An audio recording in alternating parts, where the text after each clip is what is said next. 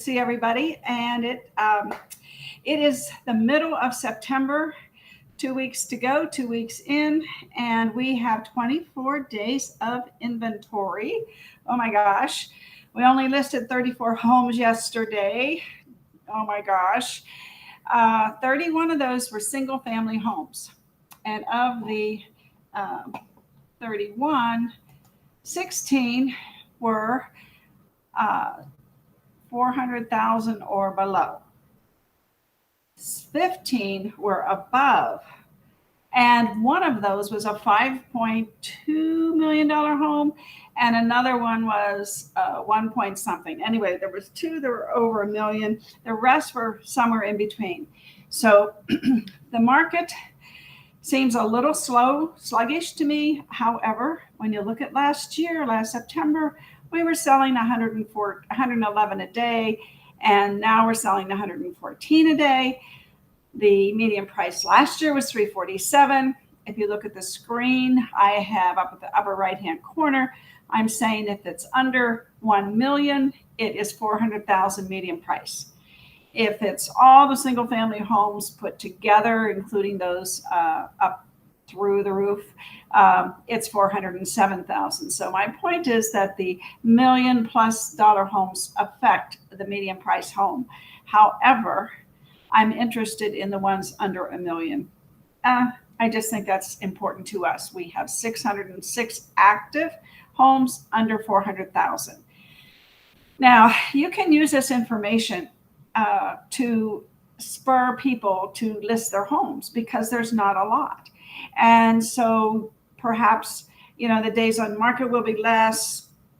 You want them to list before the holidays so they can find a home. And we've talked so many times about how you can find a home before they sell their home, and which you want to do in many cases.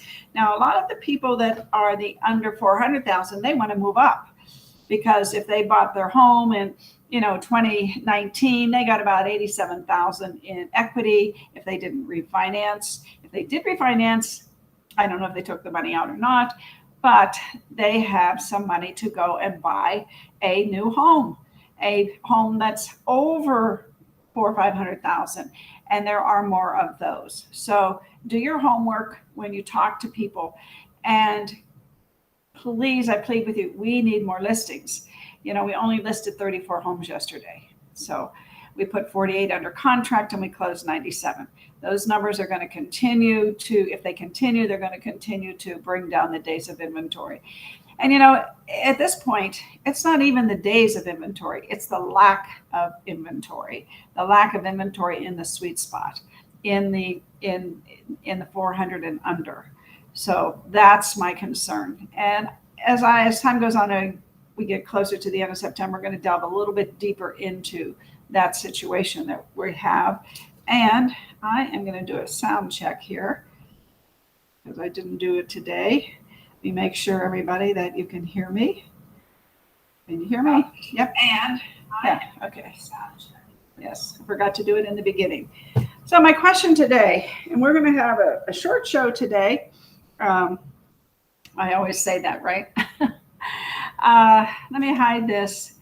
And are you guys dying to live or living to die? I wonder sometimes if you realize, that there's better ways maybe to do what you're doing, better ways to spend your time. And I'm always pushing this, how to win the day. It's not that hard, but you have to be organized. You have to make your 5 calls. You have to write your 3 personal notes. You have to add a person to your database.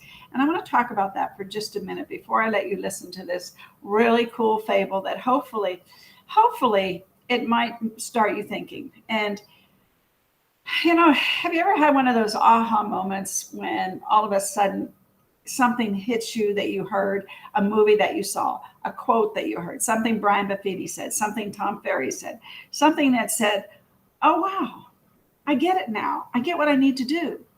I think I can do this. I think I can find a better way. Well, hopefully this fable will have that aha moment for you, because this is not difficult. Real estate is not difficult. We make it difficult because of creative avoidance. What is creative avoidance? Somebody tell me. We put a stop clock on one of our managers, and he followed around an agent that was crying the blues all the time because they didn't make enough money. And oh, it's a terrible market. The Debbie Downer type people. So we followed him around, and it was more than a day. I think we did it for 3 days. His average time that he actually did something productive was an hour a day. Now, let's say it's an 8-hour day, 24 hours. You spent 3 hours out of 24, and you wonder why you're not making more money, why you're not listing more homes, taking out more buyers. And the other problem this person had is the low-hanging fruit. I'll just wait till it falls off the tree, and then away I go. And I tell you all the time, let's see, I think I have it here. Let's go back here for just a second. Let me hide this. Where's my stat? Maybe it's not on here anymore. I took it off. Yes, I did. But there's 1.5 million agents in this country. 80% of you, not you, maybe 80% of them, they make less than 100,000 gross scheduled income. You can barely live on that after expenses, after taxes. That's not even a deal a month in this market, right? Let's say 2.5 times, say it's 9,000. Let's say it's 10,000 a month. That's, 10 deals. And most people, aren't doing that. It's just amazing to me that I used to tell people, this is not difficult. It's not difficult. This is not difficult, everybody. What's so difficult about this? If you're afraid to make a phone call, you're in the wrong business. If you're afraid to talk to people, to network with people, to wear a badge, you may be in the wrong business. You're making this hard. You're making this easy. Good morning, Facebook user. You are making this business difficult. It is not difficult. If people can come into this market and all of a sudden they start doing numbers, and I see it all the time, new agents, new names, and they're doing business. They're doing, 2-3 deals a month because they know how to do it. They get a farm. They don't care if they don't know anybody in this town. They get a farm because they are going to make qualified opportunities out of the people that live in those homes in that farm. And they are going to learn the farm. That doesn't take long. They're going to learn the amenities around the farm. That doesn't take long. They're going to go maybe do some videos around some local businesses so that now people know them because the business owner is going to send that video on his Facebook page or his Instagram page or her TikTok or whatever it is.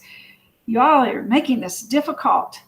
I want us to keep this industry away from the interlopers, the Zillows of the world. The Zillows of the world. They have deep pockets, but what they don't have is they don't have the ability to knock on doors like we do. And that, I will say, they don't yet. Because once they figure that out, what are we going to do? You've got to have a farm. You've got to do pop-bys. How many pop-bys? You do 7 pop-bys a week for 3 weeks. So you do 21 pop-bys. And it doesn't, it's like some people say, oh, I just leave it on the door. I was talking to Linda the other day, and I'm thinking, that's fine. At least they know you care. People don't care about how much you know until they know how much you care, right? And when you maybe put a little flyer in there, why the market is not going to bust, why we're not in a bubble, and you leave them a little gift, and you start, it's September the 15th.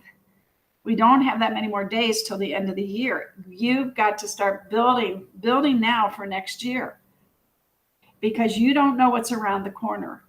Don't wait till it's too late and then say, oh, I should have. Are you living to die or dying to live? Okay, let's listen to my little fable this morning. And we're going to listen to it more than once. I'll just tell you, I'm going to make you sit through this more than once. It's like 2 minutes. So I think you can probably do it.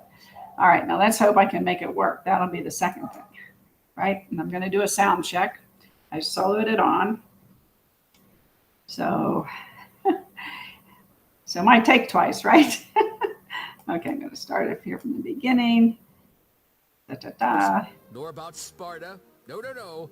It was the tale of two water carriers. Pablo was strong, with long flowing hair and beautiful eyes. He went to Harvardicus Universiarium, and he was his town's strongest man. He was called Bovis, which means bull. Bruno lived in a small town nearby, and he was called Little Bruno. His mother said he was very handsome. Pablo was an obvious choice to be water carrier for his village. Bruno also somehow got the job. On their first day, the two men gathered water from the same river. Pablo sauntered through his route. Bruno struggled, barely getting any water to his thirsty villagers. Because he was only paid on delivery, he could see that the amount of time he took to carry the water by hand would never make him a rich man. But it sparked an idea. Ding! There had to be a better way. Pablo soldiered on, and even though he spent the majority of his time as water carrier, he was very well paid. He bought fine clothes for himself, and for his new gold-digging wife, he bought her a new ass. Bruno bought materials, and for months, at nights and on weekends, tinkered with a crude version of a pipeline from the river to his village. The townspeople mocked Bruno, but Bruno stayed focused. Good man. Over time, Pablo's shoulders began to hurt, and his knees ached. He realized he was doomed to carry water forever. No water equals no pay. On the other hand, Bruno's automated water-carrying system had reached the village. Water was easily and quickly being delivered, which made Bruno a wealthy man. As Pablo lay in his home, looted by his long-gone wife, Bruno paid him a visit and shared his proven pipeline plan. The best part about Bruno's plan? He is paid every day the water flows, and there's no need to break his back. Everyone wins! Now, are you a bucket carrier or a pipeline builder? When you wake up in the mornings, are you packing or building? We're building a pipeline, and we're teaching others how to build their own pipeline. Woo! Woo! Oh, I love that. I love it. I think that it's a great fable, and you all need to listen to it maybe once a day. It's just a couple minutes. What is it? Yeah, I mean, I pulled it out of another video I was watching, and I think it speaks volumes to everybody. Are you building a pipeline? Or are you going to be hauling the water every day, creating something new every day? Well, only you can answer that question. But my whole thing is, I don't want the pipeline builder to become Zillow. I don't want the pipeline builder to become the iBuyers, Open Door, OfferPad, whoever else may enter this lucrative market of ours. What did we say? $90 billion is the number of commissions real estate agents make in the United States, just the United States. So, I am such a proponent of one system, and it is called Live by Referral. And the whole referral system at a glance is what I'm going to share with you today. And then I will put it up into the group feed. So your database is the lifeblood. It is your pipeline. It is your pipeline. Are you waiting for that buyer to come by? Are you waiting for that buyer just to walk in your office or call you or answer one of your social media ads or answer you on Instagram, that buyer?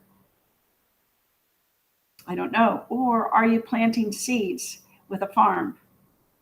I love the word farm because it says what it is. You're planting the seeds for the future. You're building your pipeline. And you know that I have noticed that people that list for a living, and let's talk Aaron Taylor, he has people that take out his buyers. He lists for a living, so he has more free time. He plays golf on Fridays. He just got back from California for 2 days last week. He bought a place on an island, and he's carving out time to do that. because he's a listing machine. Listing gives you freedom. They say list to last. I say list to live. You want to live. So the first thing you have to do is to add people to your database. And I'm working through this right now with, hi Deb, good to see you. Good morning. Good morning to you. Good morning to you. I'm gonna, if you missed that little video or sound bite that I played, I'm gonna play it again. But anyway, so there's 7 steps you need to complete on a regular basis to build your pipeline. And the cycle repeats itself, so stay consistent, and you'll see the compounding effect. I mean, there's books written about the compound effect. And it works. It works. If you're a listing agent, you know it works. So you add somebody to your database. So let's say you have a farm and you put them in your CRM. And for the sake of example, one that I'm helping John and his buyer's agent with right now is the Buffini referral. And it's very inexpensive. I don't know, 20, 30, 40 bucks a month. Actually, Agent Formula's referral system, CRM, works the same way. It's a little bit more user friendly. It handles more data. We've had the referral system, Buffini's referral system, CRM, die on us a couple times, and it's very slow. I'm just warning you because I don't want to say you should use it, and then when you use it, you don't like it, and then you blame me. I know that Agent Formula's CRM is fast. You can load almost as many email addresses and names and people in there. I think if you want to do more than 5,000, you have to contact Kane, but we can handle. I mean, at one time, John had 18,000 because I put all the Remax agents in there that I could, so that we could keep in touch with them. Yeah, I know. So anyway, so you add people to your database every day. Now it can be, like I said, it can be an agent. It can be someone in your farm that you did a pop by to. If you haven't talked to that person, I don't think that they belong in your CRM. If you need qualified opportunities in your CRM. Now, okay, so let's say, well, Ruth, I don't want to do that. Okay, fine. Let's say you get a farm, has 200 people in it. You download it into the CRM, and now you start engaging with them. You start sending them. Now, you can do this with Buffini, or you can do this with Agent Formula. You can send them a video, email video. I really think people need to get phone numbers and make that, you can probably hire that out pretty easily, because I gave you that system called Vulcan 7. Vulcan 7 will go out there and get you phone numbers and or email addresses if you don't have either one. So you need to get your database, and you need to group your database.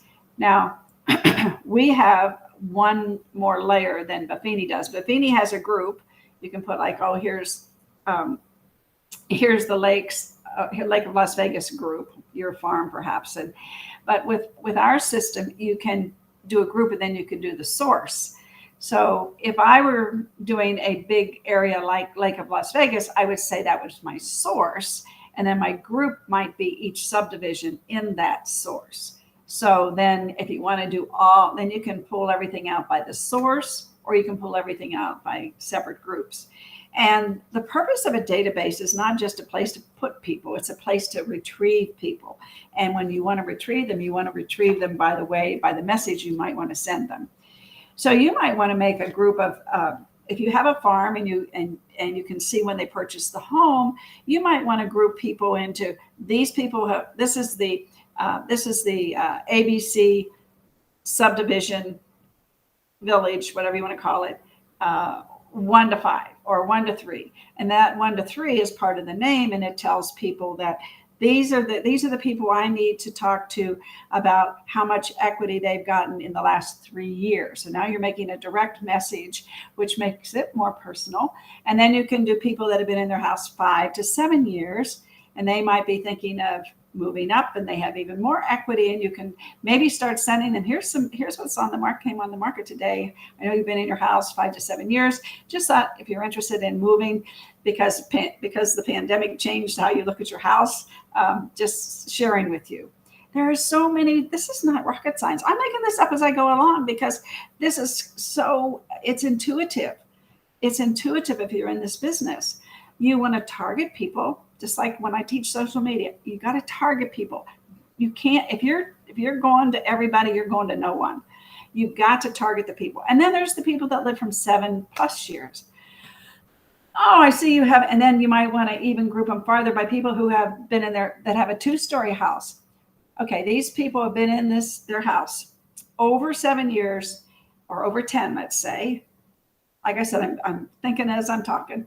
So over 10 years, and they have a 2-story. So you're going to figure out a name of that group of people. So you could say, oh, Deb, I see where you've been in the house over 10 years. And it's a 2-story. Just wondering if you're looking to downsize maybe, or maybe you're looking to get a single story. Just let me know if there's anything I can help you with. So that's the whole purpose of a database, is to retrieve people so that you can send a message to them, whether a pop-by to them, a message to them, an email to them, a video to them, a text to them. All these ways we have to communicate with people today. So adding people to your database is imperative. It should be like the top of your mind. I've got to add people. I've got to add people. And then you have to start building the relationships. So you have to show people that you care. So you send them the item of value. I put those in the group in case you're not a member of Buffini, but you're an Agent Formula member. I try to put things in there that you can send people.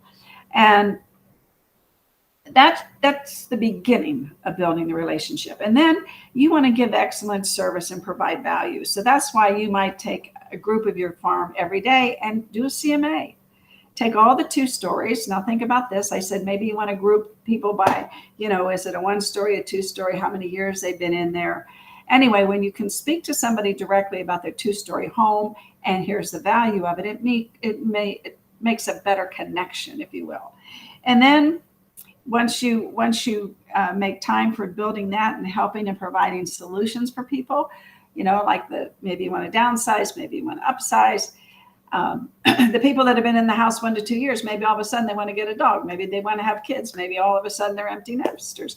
You can do a little survey, for heaven's sakes. You can survey your database and say which applies to you so that I can send you the most relevant information that will help you, with your home that you just bought, with the home you might want to buy in the future, or anything. I also do a repair list every year. I renew it. I update it. Would you like a copy of it? Just let me know. There's so many ways that you can add value to get information. Don't get without giving. Give, and then you'll get. Let what you're giving make people respond to you. And then ask for referrals. Oh, by the way, use the Mayor campaign. John's assistant hasn't yet. I haven't shoved that down her throat yet, so to speak. Oh my God, Tracy, you've got great things ahead. So anyway, your contact doesn't know you're looking for business unless you ask. That's the thing. And then receive referrals. Be open to new clients by sending out the right energy. Even with a full workload, you're never too busy to help a referral. So make sure that the people that you're building these relationship opportunities with, know that you're never too busy for their referrals. And then acknowledge and appreciate them. When they do give you a referral, send them a gift, send them something. And a personal note at the minimum, but I would definitely send them a gift. It's not, what did we say here? Look here once. Look, whoops, let me put this down for a second. And here, I just want to make a point here, sorry. In 2018, 3 years ago, your average commission, okay, so let's do the numbers here real quick. $295, it was probably 3% back then. So you were making a gross of $8,850. Today, 400 times, let's say it's 0.025. Now you're making $10,000. So you're making more money, even if you're making less commission percentage. you've got those extra bucks to send somebody something for giving you a referral. That's my point. I mean, we're making more money than we ever did. So, and that's the truth. This market is hot, and it's up there, 400,000. If it's a 3%er, that's fantastic. So let me move on here. Acknowledge and appreciate the referral. Send a personal note, buy a gift. Number 7, turn new lead into an advocate. So then you start all over again, because now somebody has referred you someone. Now, either they're ready or they're not to buy or sell. And then you start with the 7 steps. Building that relationship is very important. And how do you do that? How do you get all this going? You win the day. You just win the day by reaching out to people. You got to love this business. You got to love, I started the show by saying, you live in to die or dying to live. And the reason why I said that was, if you're living to die, then you're just going through the motions. But if you're dying to live, let's do it, because our purpose is to have more free time with our family, with our friends, to make sure that our business is going more on, and I don't like the word autopilot, but more automatic, automagic, let's say. You want your business to start being automagic. And it does that when you start communicating with people. And it's just like anything else. They're not going to just respond to you immediately, but they're going to say, we just went on a listing appointment. I'm helping, like I said, John and Tracy. We went on a listing 2 weeks ago. And the lady had been receiving our item of value. She says, I just think these are so helpful. And that you do it, because we just know we're going to get one every month. Now, we've been doing this since March. Okay, March, April, May, June, July, August, September, 7 months. And then we just listed a house last week that John took a pie to, that he popped by, and he kept in touch with them. 1.35, not bad, not bad. So this stuff, it just works, everybody. It just works. And listings, they don't stay on the market that long. It's not a lot of work. We always do professional photos. Take the bathrooms out. Make sure you do a night shot if it has beautiful curb appeal, which most homes do, because our beautiful community of Las Vegas is so attractive. And the order of the pictures. I like to put the pretty pictures first. Then I like to maybe do the kitchen, and then the dining room, living room. The last thing I do is the master bedroom. And I rarely put bathroom pictures in there, right?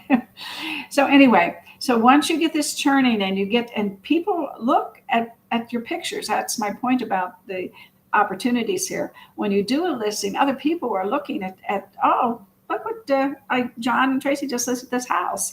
Look at the pictures. Now, they're just seeing how you market. It's important. Little things. But you're making your business automagic, so you can have more time to live.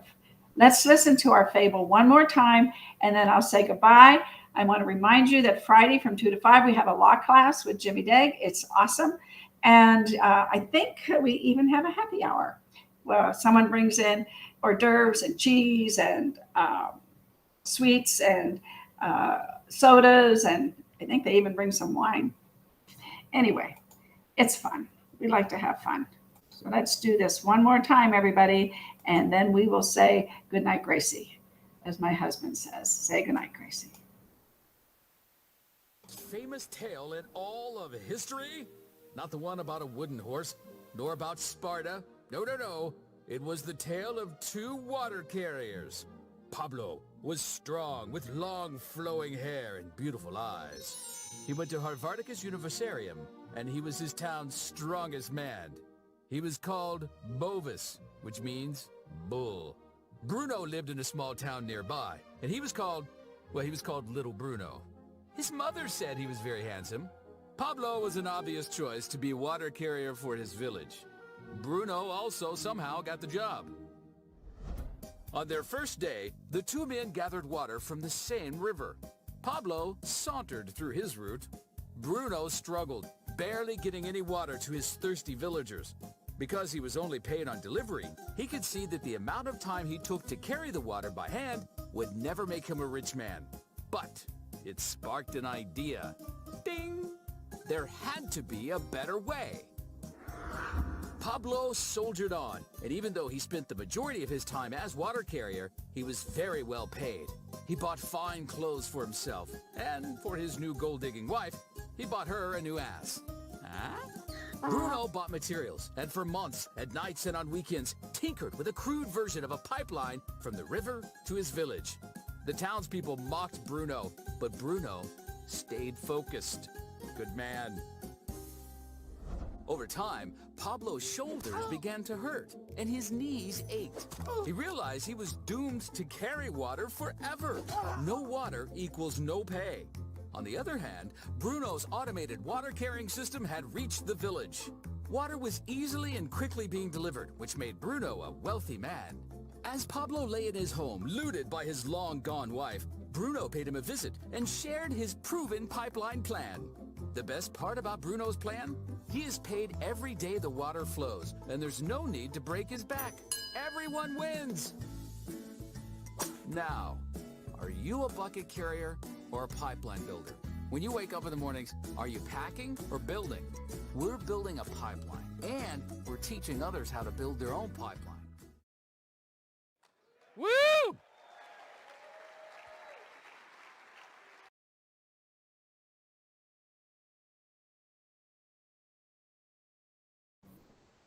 I think that's awesome, everybody. Here's the deal for today. Here's my message for you today. Oops. There we go. Today wants you. It wants your energy. It wants your enthusiasm, because there is magic to be made. There are sparks to ignite. There are huge possibilities hidden in plain sight. Today wants you to turn up the volume on the good things, the important things, the wonderful things that you can already see. Yes, I'm talking to you.